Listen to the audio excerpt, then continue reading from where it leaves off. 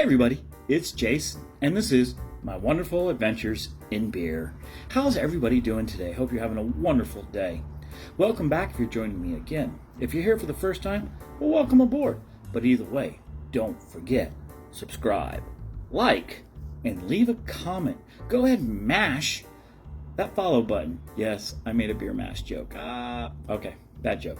Hey, it's Father's Day. I can tell a dad joke, even if it's beer related. Okay, well, speaking of Father's Day and beer, I'm a big beer guy, and I'm a dad. And other than spending time with my kids, the only thing I really want on Father's Day is to play with my grill and drink some beer.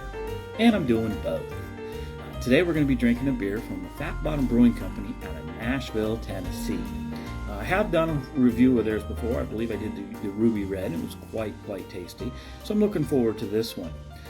This one is called the Knockout IPA, and it's an American IPA.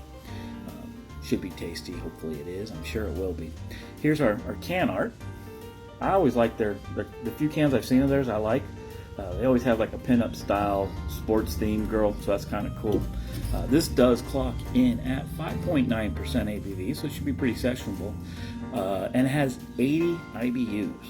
That kind of scares me a little bit. I like an IPA, I just don't like the overly hoppy ones, and when they are, I kind of want a little bit more alcohol content to balance that out. But I'm sure this is going to be quite tasty. So today I'm going to be using my Duval tulip glass. I like this glass because, especially for IPAs, this big ball here really amplifies the aromas, and it comes up into the smaller section, and then where the flower opens up here, just blasts your senses with the aromas. It just really brings out a lot more flavor. Plus, it's got, I don't know if you can see it, it's got a D etched in the bottom of the glass. What that does is it helps the beer fizz more, giving you a little bit more head and maintaining the head, which also helps with the aromas, again, amplifying the flavors.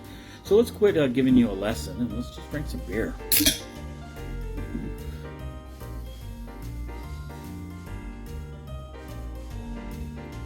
Yeah, that's pretty good looking beer right there. Some nice coloring on it, nice head. So yeah, it's a good looking beer.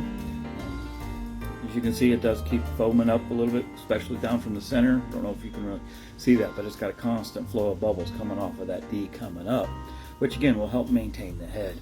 It's got a nice kind of goldish, yellowish color, and it's got, like I said, it's got a nice, good head and maintaining pretty well. Don't know if the glass is actually helping it, but I like to think it is. So overall, it's a good looking beer. On the aroma, I'm getting all sorts of citrus.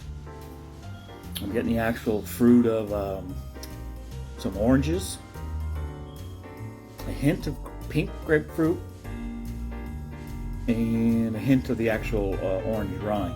So yeah, pretty good smelling beer. So let's quit wasting time and let's put it down.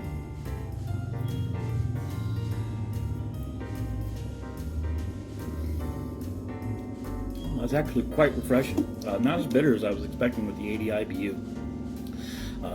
Picking up those subtle notes of all that citrus I was talking about.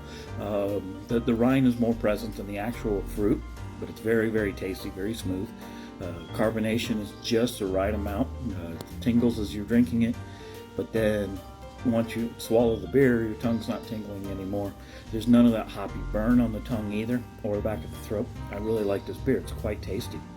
So happy Father's Day to all the dads out there. Keep up the good work. Peace out, y'all. Have a beer. And remember, every beer's an adventure. It's just waiting for you. Cheers.